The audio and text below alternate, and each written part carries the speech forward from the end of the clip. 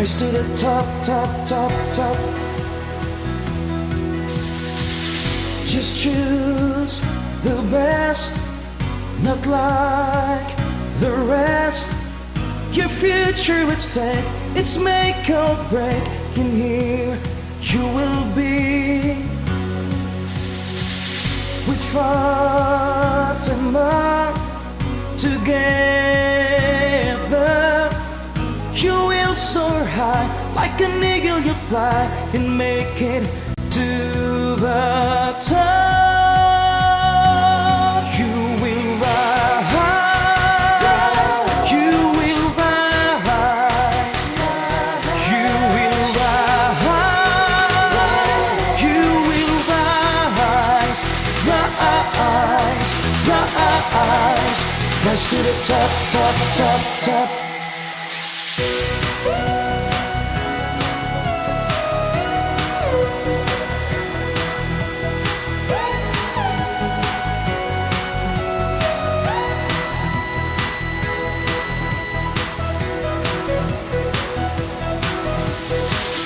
You can't go wrong. You're making the right decision, tested and tried. You will rise. You will rise. You will rise. You will rise. Rise, rise. Rise to the top, top, top, top. An institution, it's right decision. Strong foundation, great education. Gonna be on top, you'll rise to the top. Make it to the top, you will be with the tops. You will rise. You will rise. You will rise. You will rise. Rise, rise, rise to the top. You will rise. You will rise. You will rise. You will rise. Rise, rise, rise to the top, top, top, top. You will rise. You will rise. You will rise. You will rise. Rise, rise, rise to the top, top, top, top.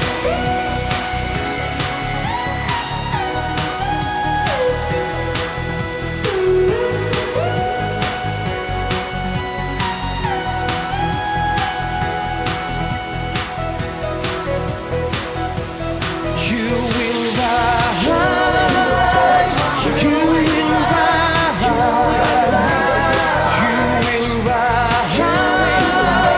will rise. You will rise. Rise, rise to the top, top, top.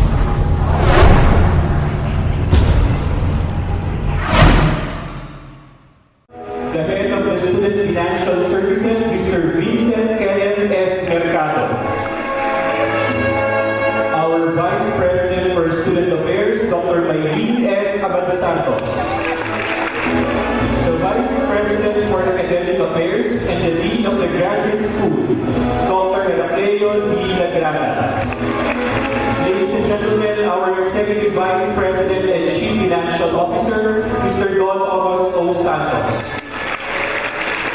Ladies and gentlemen, please join us in welcoming our University President, Dr. Caroline Marian Santos Enriquez.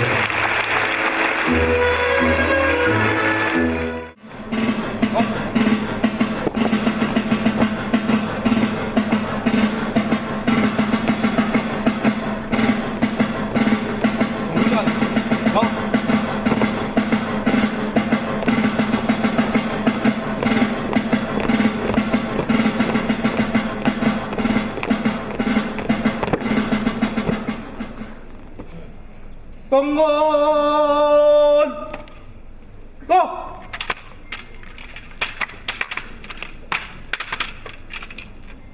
Ayaw magiliw, pelas ng silanganan, alam ng puso, sa dibdib mo'y buhay.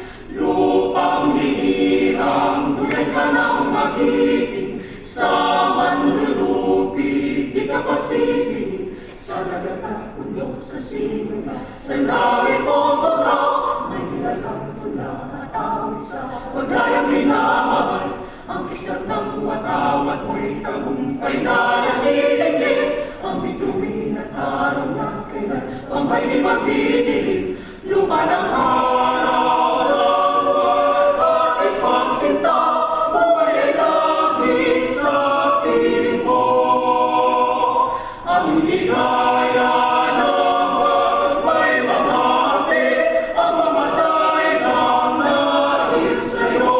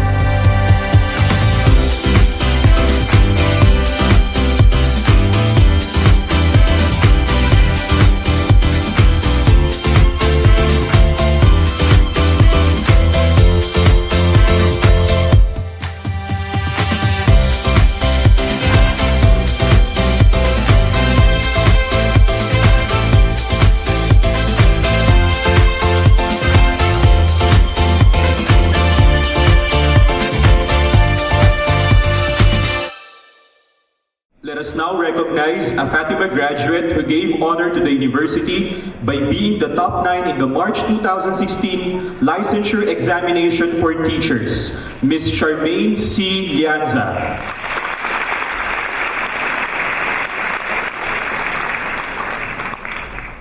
And now let us recognize our awardees from the Bachelor of Science in Information Technology. Reptine Shane G., cum laude.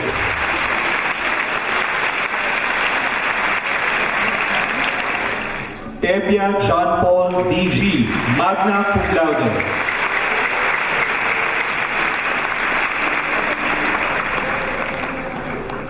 We shall now recognize our awardees from the Bachelor of Science in Business Administration, Major in Banking. Cardona Danica S., cum laude.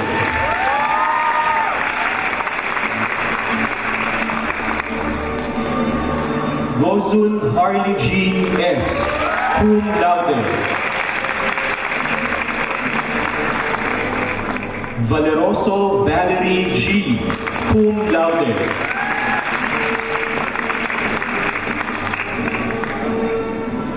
Tolentino Charlene A., magna cum laude.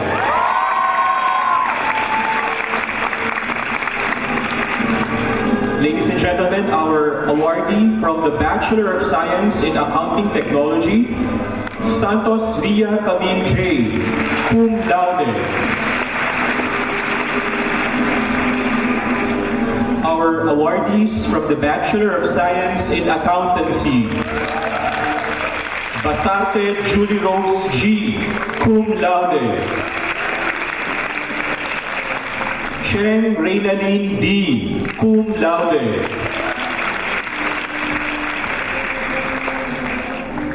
De la Cruz Casey Joy B., cum laude. Ferrer Annie Marie F., cum laude. Julian Giselle L., cum laude. Teodoro Raymar D.G., cum laude. Pecolera Dominador III, magna cum laude.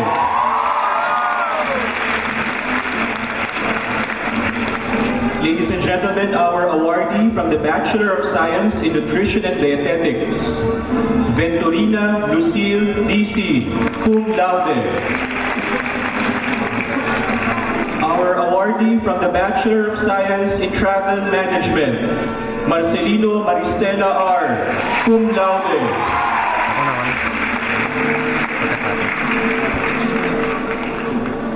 Let us now recognize our awardee from the Bachelor of Science in Marine Transportation, Labindao Jomar M., cum laude.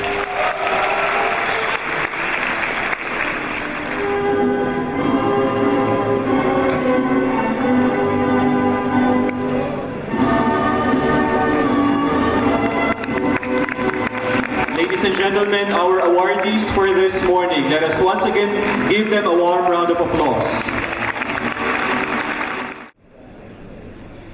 Madam President, upon the recommendation of the Academic Council of Our Lady Fatima University, I have the honor of presenting to you the graduating class for the second semester of school year 2016-2017 for the following degree programs: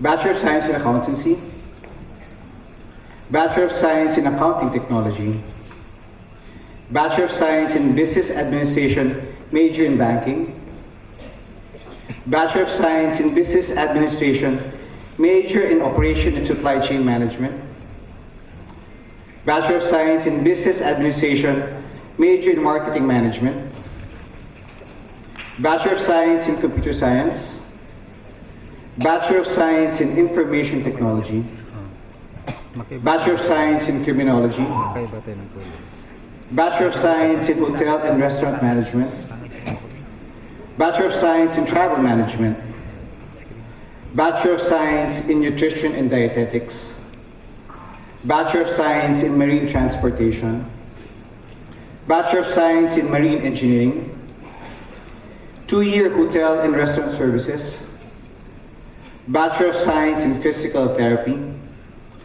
Bachelor of Science in Respiratory Therapy, Bachelor in Secondary Education, major in English, Bachelor in Education, major in Early Childhood Education. These candidates have completed all the requirements as prescribed by the Commission on Higher Education and that of our university.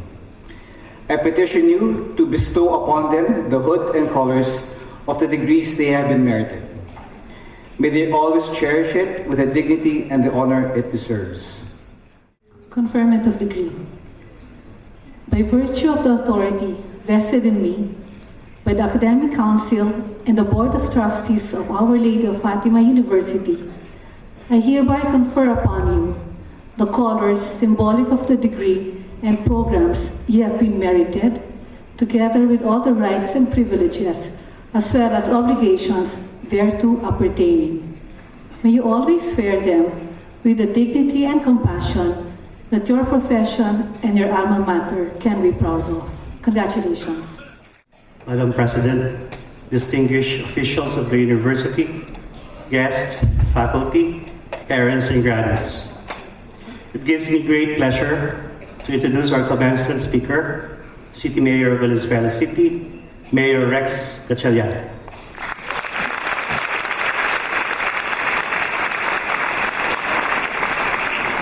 Mayor Rex became the 26th Chief Executive of Valenzuela City during the May 2013 local elections.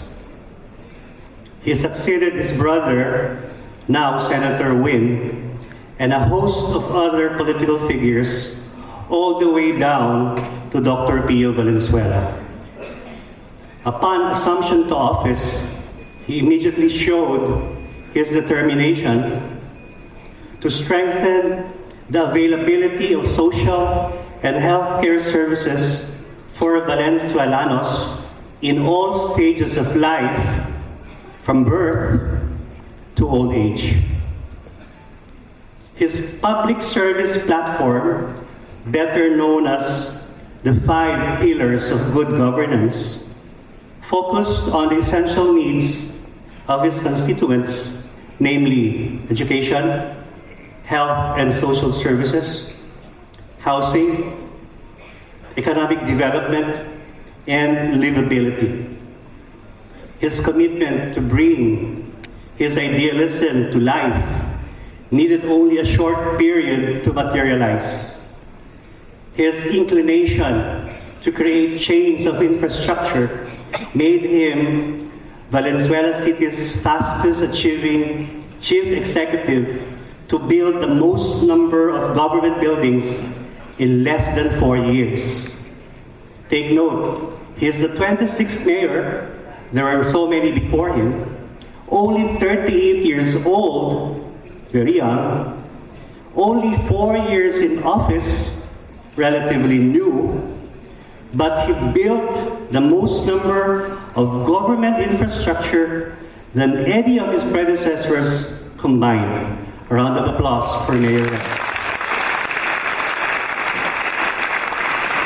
Let me show you.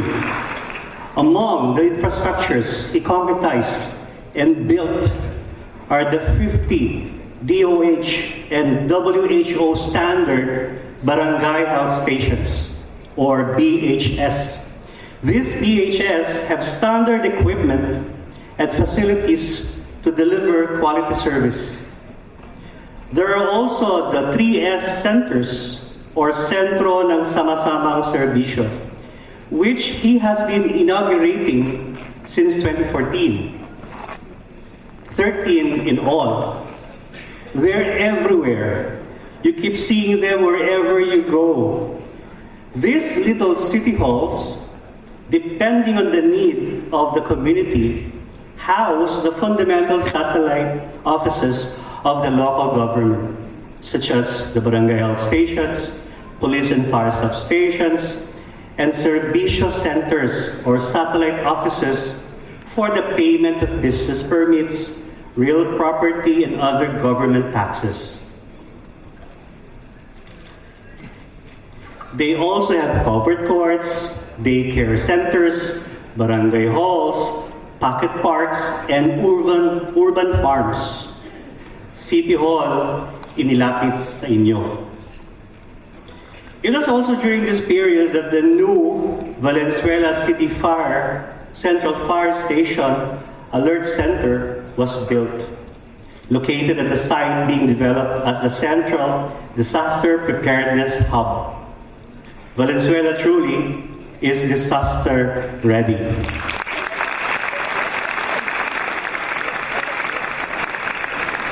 And who would not have visited the Valenzuela City People's Park? Almost everybody in Valenzuela and other neighboring cities, and even faraway cities, have been to our park. It's 1.5 hectares and cost 90 million to build.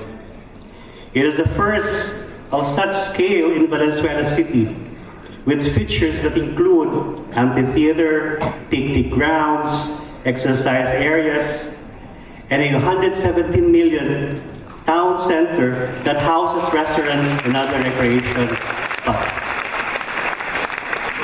Let us not forget the schools. The new Pamantasan ng Luzon ng Valenzuela Maisan campus is 1.6 hectares. There is also the Valenzuela School of Mathematics and Science. But these are just two of the 11 school buildings built at a staggering cost of 1.3 billion pesos. Mayor Rex also built housing projects, the biggest of which is the Disciplina Village in Bignay, costing 300 million, but benefiting over 3,200 Valenzuela residents. Under the leadership of Mayor Rex, Valenzuela City earned several citations for his innovation in good governance. The citations profess the city's economic accountability, livability, and disaster preparedness, including outstanding employment and micro-entrepreneurship development programs, timely health and social protection, and sound implementation of peace and order advocacies. Mayor Rex was born on January 21, 1979. He graduated cum laude in 2001 from George Washington University in Washington, D.C., USA. With a degree in Bachelor of Arts in Political Science with secondary fields of study in marketing and psychology. In the 2007 elections, he was elected representative of the 1st District of Valenzuela for the 14th Congress of the Republic of the Philippines, making him one of the youngest legislators. He then furthered the protection of our overseas Filipino workers through Republic Act 10022. He is also one of the principal authors of Republic Act 9576, or the law that doubles the maximum deposit insurance coverage by the PDIC from 250,000 to 500,000. It was also during his first term as representative that he was elected as national spokesperson for the National People's Coalition, or NPC. In the national elections of May 2010, he was re-elected with a fresh mandate as representative of the 1st District of Valenzuela for the 15th Congress. He registered the largest electoral margin for the said position in Valenzuela's history. In spite of his achievements, he remained humble, never claiming credits to all these things. In one of his speeches, he said, "Kayo ang tunay na pinagmulan ng tinatamasang kaunlaran ng ating lungsod." Not only humble, but very down to earth, a man of the streets. In fact, during his political campaigns last year, he would often be seen eating fish balls, taking selfies with children, and sitting on sidewalks, and sitting on sidewalks, and sitting. Indeed, we in Valenzuela are very lucky to have a Mayor Rex running the city.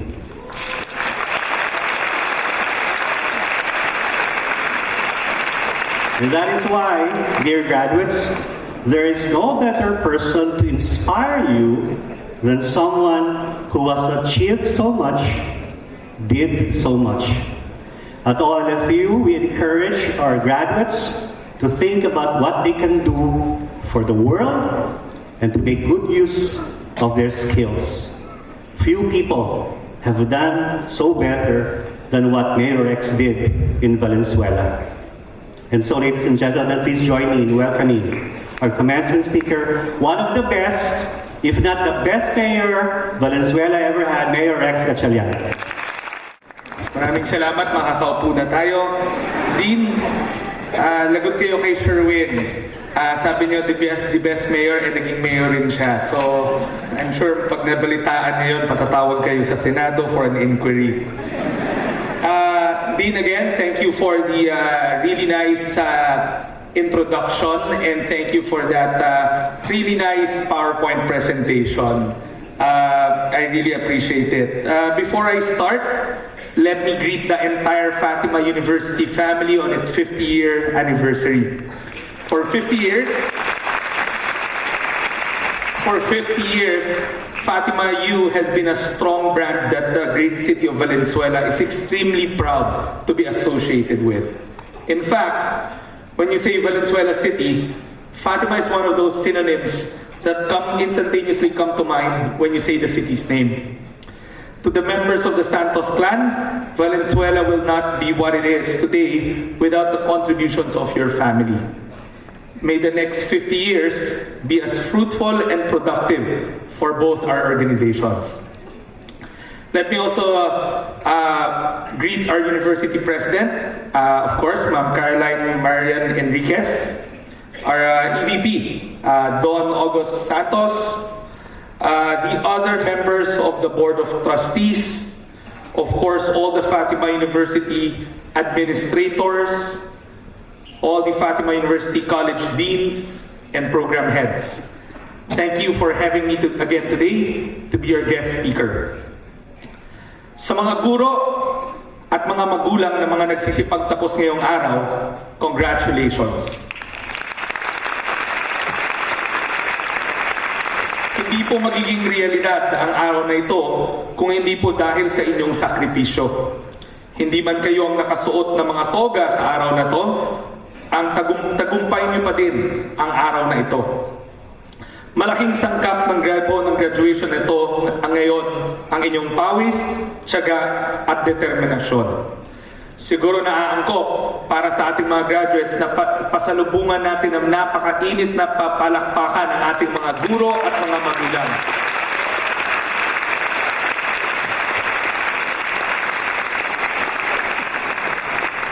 Sa mga graduates, congratulations. Alam ko, matagal nyo nang inasam-asam na makarating sa araw na to, and you deserve every single moment of it.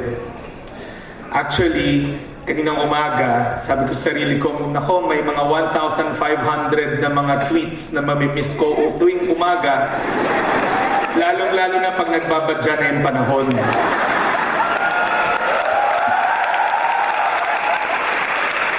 Pero hindi pa doon natapos eh. Kaya naman nung palabas ng bahay, sabi ko, pagka nagbabadya yung panahon at ganitong oras, ang mga ang mga tweets na nakukuha ko, Mayor, hindi ho waterproof ang mga all-fu students. Sometimes, pag tinamaan pa sila ng topak, pagka sinabi ko ng all, that means everybody, magtatanong pa sila, kasama ho ba ang all-fu? You cannot imagine the number of times I wanted to call Dr. Caroline and tell her maybe you have to bring them back to English 101. But seriously, congratulations to all of you. 2 days ago, my very hard-working speechwriter gave me a 20-page speech that I was supposed to use for today's commencement activity. Take note, 20 pages. When I was reading it, I told myself this speech really won't work today, so I decided not to use it. See, according to a webpage called facultyfocus.com, the average college students remain engaged only around 8 to 10 minutes. Ganyan kaiksi yung attention span nyo. After which, they zone you out completely. Now, given that it's your graduation day today, I figured half of the people in this room are already thinking, bilisan na ni Mayor kasi magse-celebrate pa kami. The other half is probably texting, Facebooking, tapping into their Facebook, or vibering their friend across the aisle. So, I figured might as well cut this speech short, and rather than you all pretending to be nodding to what I'm saying. So let me give you a very simple proposition. I'll borrow 8 to 10 minutes of your time, and I do promise to keep this speech very, very short. Let me start this speech with a challenge to our graduates. I want you to become not only successful in your respective fields of endeavor, but more importantly, productive, responsible, and caring members of our city and our country. This you can do by making the most of what you have learned from your several years of hard work, studies, and training in Fatima University, which I'm proud to say is probably one of the best universities in the country. As your mayor, let me assure you that the doors of the City Hall will always be open for you. And we are truly committed to supporting you in whatever way we can for you to attain your highest potentials. Speaking of realizing your potentials, let me focus my speech on something which I would truly help you to not only truly believe would help you become not only successful in your own right, but also enable you to give something in return to our community. I'm talking about social entrepreneurship. While the term may sound new to some of you, the concept actually dates back as far as 1950s. I am firmly convinced that in this era of the internet and rapid advances in technology, the idea of becoming a social entrepreneur has become more relevant, now more than ever in our entire point of our history. A quick look at Wikipedia defines social entrepreneurship as the use of techniques by startup companies and other entrepreneurs to develop, fund, and implement solutions to social, cultural, and environmental issues. While the definition appears to be simple, it is not vague. This concept actually has a better and deeper meaning.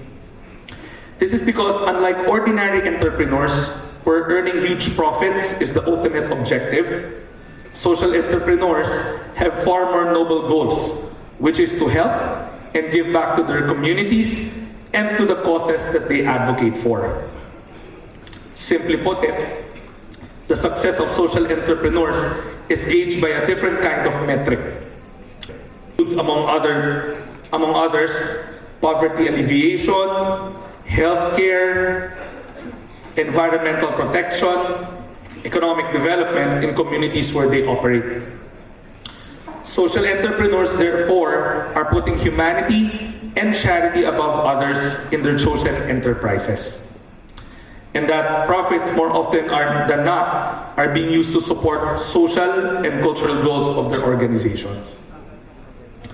For example, an organization that provides housing and employment to the homeless in their area of operation may operate as a construction firm, both to raise money and to provide employment for those they intend to build homes for.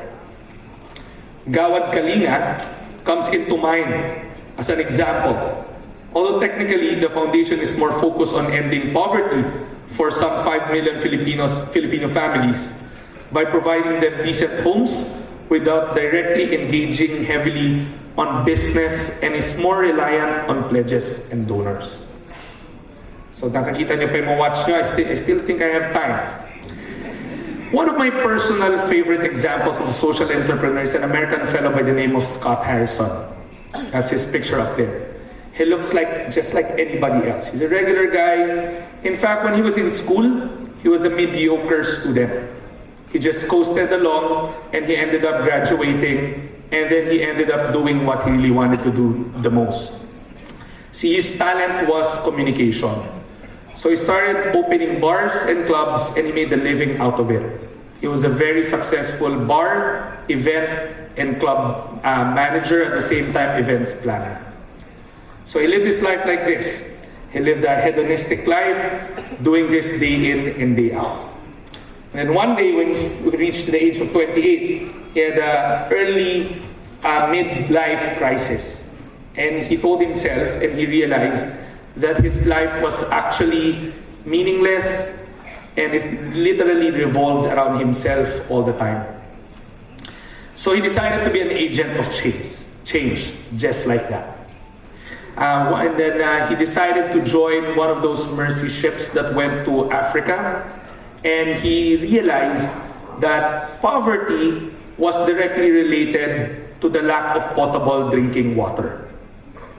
He realized that if poor people could not have access to clean water, then what more the other challenges they had. So he decided to make that his advocacy, providing clean, potable water for people in impoverished nations. So he went back to the United States and he harnessed his talents to be able to fund his projects of bringing water to everybody. So at 28, he went back, he started a string of parties, events, and club openings whose main purpose was to raise funds so they can build more wells in Africa and to provide drinking water for everybody there could possibly be. So he founded his own social entrepreneur vehicle called Charity Water. And in the succeeding years, as he raised money, the charity is now able to provide has been able to launch 17,673 water projects spread across 24 countries, providing water to close to 5.6 million people. See, it's about equating what you do best and how you funnel that energy into your advocacy. That's what a social entrepreneur is all about. Now, I'm not asking you to go to Africa. I surely am not asking you to do that. Because if you go to look at your own backyard, there are tons of opportunities here in the Philippines to be a social entrepreneur.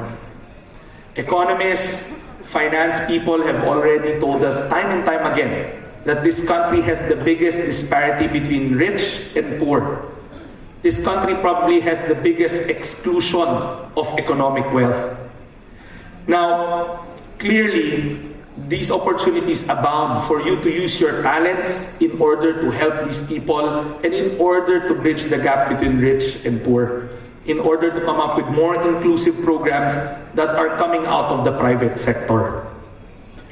The important thing for you to remember in coming up with these programs is, number one, you establish a parameter for yourself. And that parameter clearly defines it as wanting to help.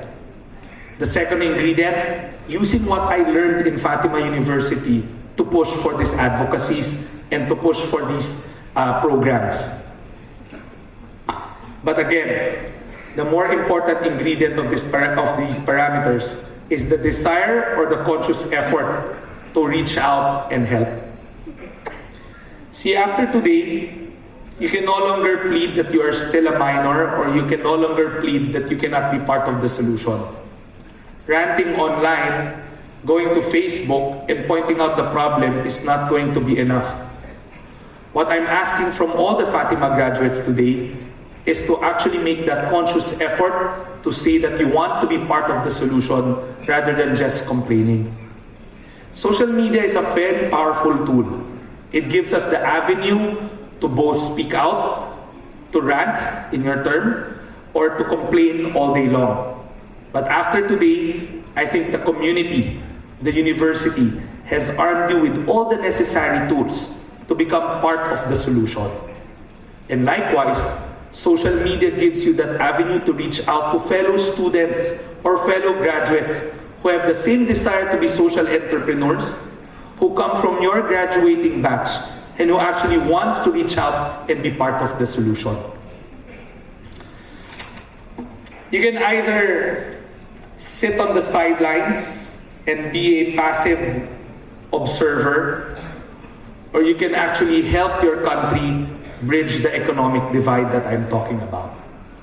And I believe that the graduates of Fatima University are raring, willing, and passionate to be part of the solution.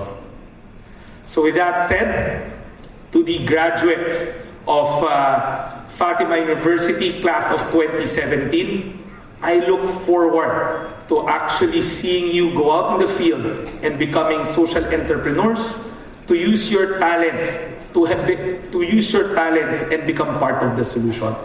Again, maraming salamat. Magandang umaga sa inyong lahat. This plaque of appreciation is presented to the Honorable Rexlon T. Gatchalian, Mayor of Valenzuela City, as graduation speaker during its commencement exercises. Signed by our President, Dr. Karen Enriquez.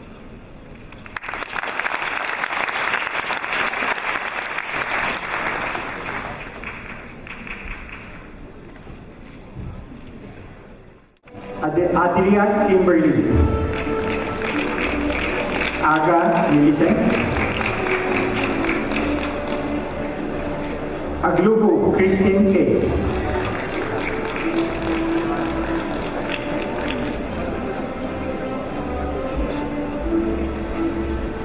Aguilar Hannah Joel, Alday Shaira Joyce, Alvarico Lian Colleen, Ancheta Miriam, Aquino Charlie Gale,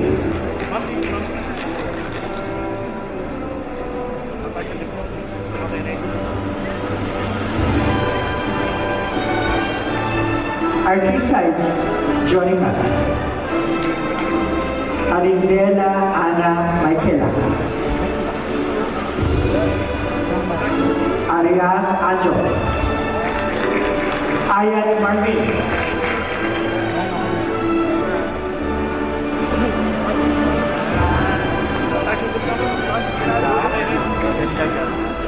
Babasa Gracious, Balahaja Virginia, Balatak Allison, Balatbat Wilma, Balingit Charlene,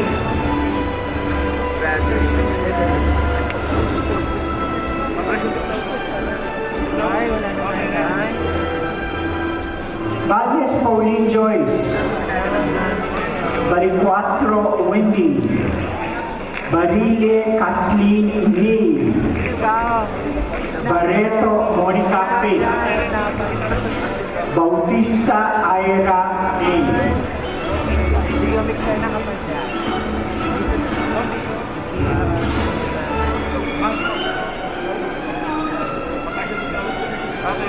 Beloyon Vanessa Eunice, Betonio Cathy Joy, Bien Jeneline de los Reyes, Billones Christine Doris, Juan Jessica,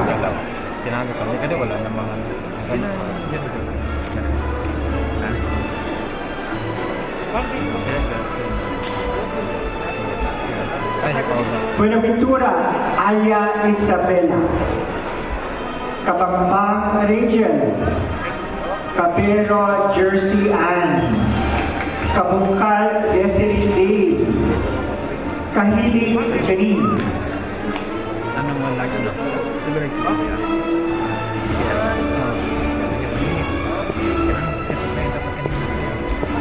Calvario Charis, Camacho Bella Aliana, Camero Nicole Adrian, Candilon Jillian, Canlas Ira Dominic.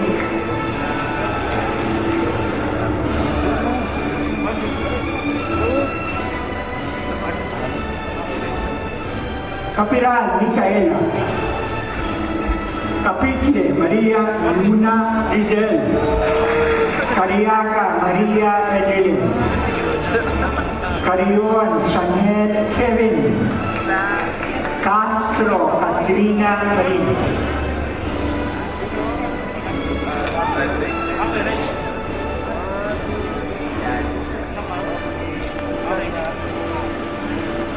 Kabistani Erika Jane. Selfo Sean Russell. Serenio Crisel. Concepcion Kim. Concepcion Loretta.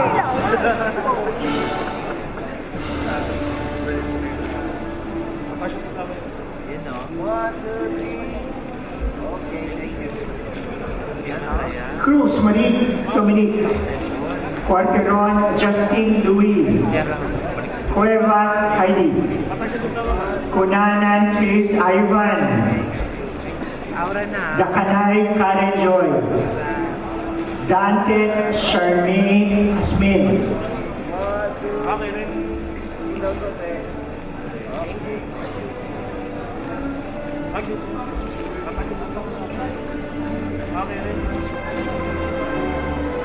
Datol Aina. Dayo Kimberly May. De Castro Angelica Luis. De Guzman Clarice Ann. De Guzman Karen May. De Guzman Marvin.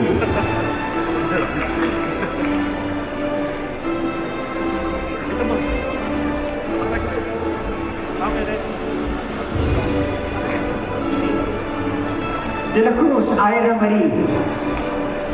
De Lara Reynald J. De los Santos Mark Anthony. De Recla Lori May. Del Valle Janine. De la Cruz Carmina Joyce.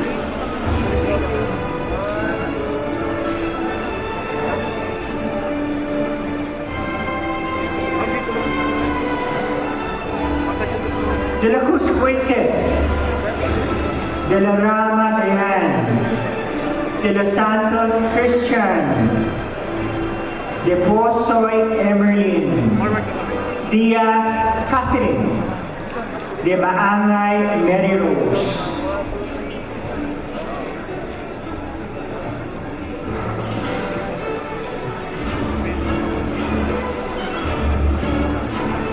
Liman Joseph. Dinso Wanda.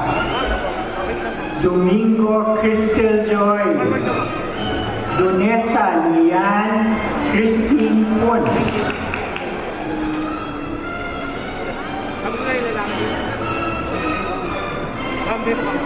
Doha Berna. Dukot Isiel. Dulay Shireen May. Dumagig Suzanne Ann.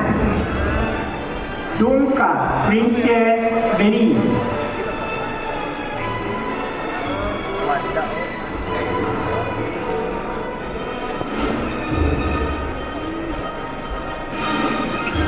Evio Ayana Camille.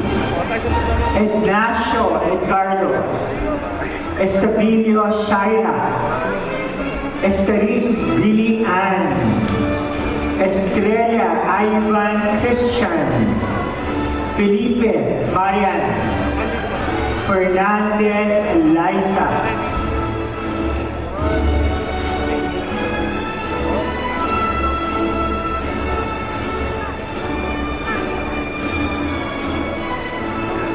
Ferrer Alexandra. Fontillas Michaela. Fortesa Shaira. Friles Fernie Linya.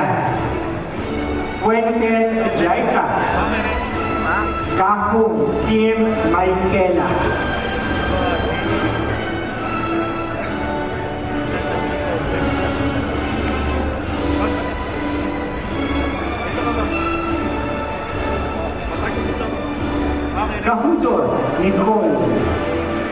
Garcia Joji, Garcia Cyril J. Gordo Angelica, Gregorio Apojoy,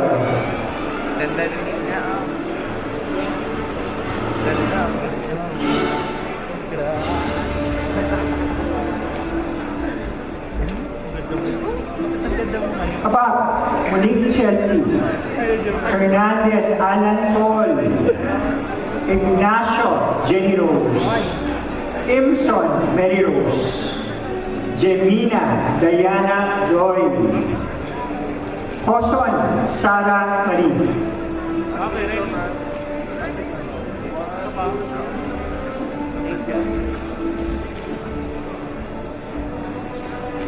Judanela Alisa, Jurado Eunice, Kayaman Glidel Ann, Kritibasan Cheryl, Labado Angelica, Lan Julian,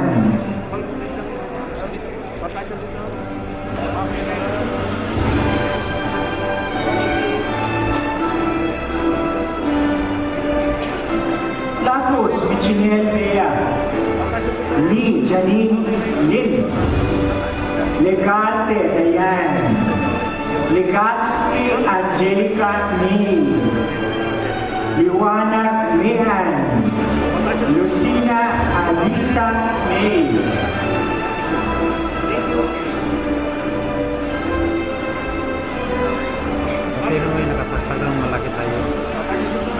Maala Stephanie,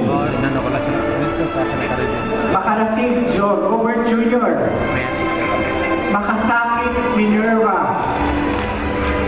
Madayag Arian Paula, Magbanwa Apo, Magno Jella Marie,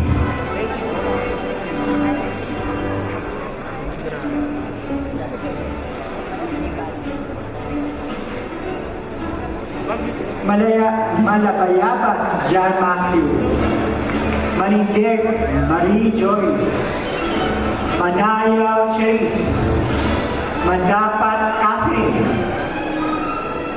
Manlapig Mary Joy, Manuharan Laxmi, Manuntag Mark Joshua,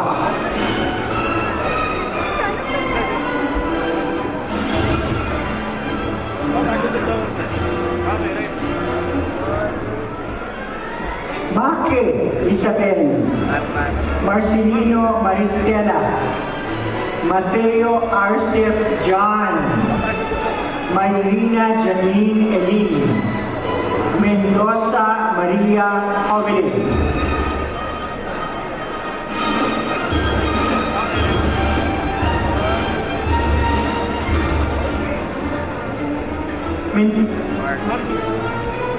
Mendoza Robin Leticia, Merhan Rowena, Miguel Melissa, Milan Revena Julia, Montalban Carlo, Morales Abigail,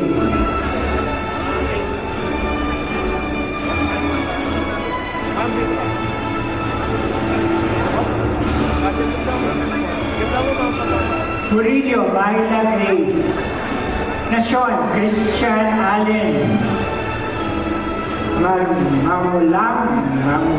Mamugalo Carmela, Abamos Jerilyn, Ortamon Charmaine Rejoice, Pajares Zarina,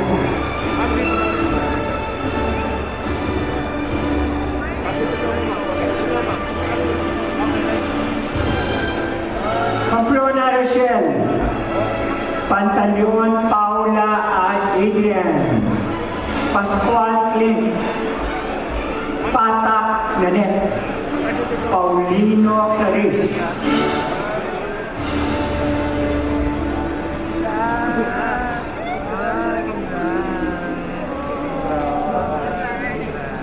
Pero Elaine Grace, Peña Maria Patricia Ann, Peñalosa Junix, Pineda Abigail, Prudente Celine, Punsalan Christine Joyce,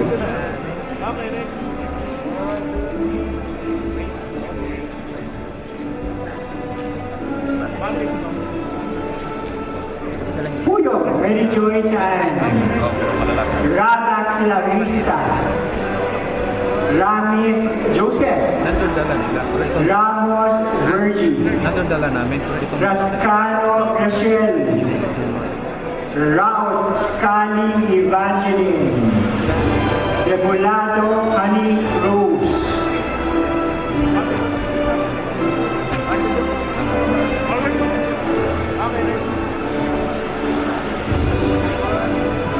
Reyes Isel Bianca, Robles Jennifer, Roque John Armand, Sabado Paul Alizar, Sala Princess Pearl,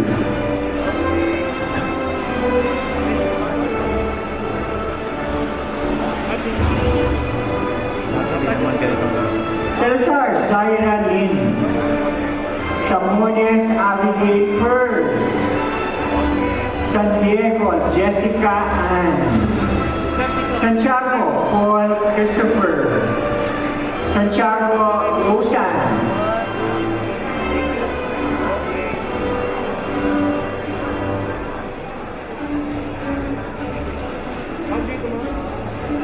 Santos Mian, Sarmiento Josefina, Sibo Danilin, Silvino Rica Jen, Senyado Reicher, Solaya Jelly,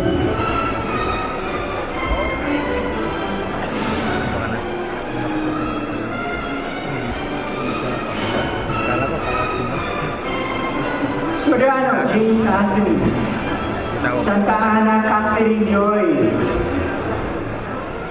Sumante Janet, Tafalia Maria Marjorie, Tagle Rosalind,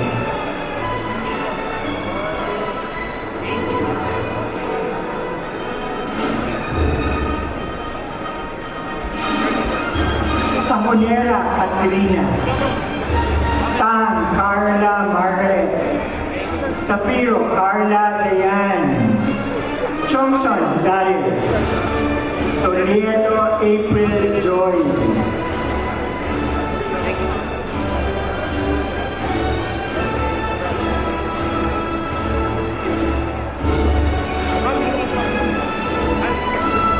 Kampong Lizette Joyce, Torres Rose Ann, Tungkol Maria Virginia, Ventura Niña May, Virgilio Mariel Aurin, Vicencio Charles Vincent,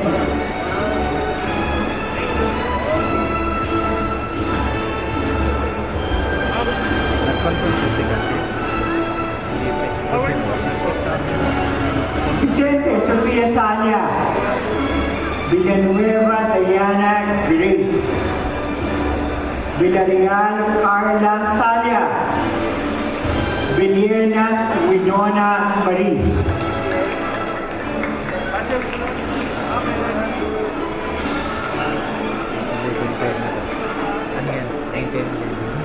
Guayan Ami, West Jessa Joy, Yamson Alexandra, Yupanco Rica Regina, Sosobrado Rosette,